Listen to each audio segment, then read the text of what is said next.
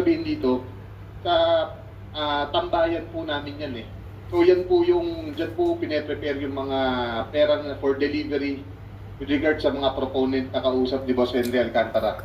Ano po yung ibig sabihin ng tambayan? Is this within the building of Bulacan First or is it a different area? No, private resident po siya na nilagyan po ng bilyaran para we can hang out after office hours, ganun po.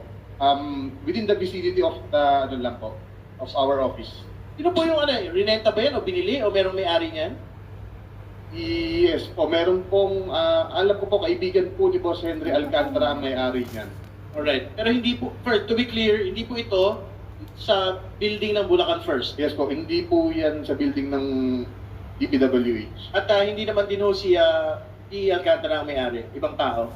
Hindi po, Chair. hindi po si Boss Henry. Alright. Mr. Chair, gusto ko tanungin, si Engineer Alcantara, tungkol sa mga bagay na yan, ina-accept niya o dinideny niya. Kapagkat kanina, marami siyang sinabing kasinungalingan eh.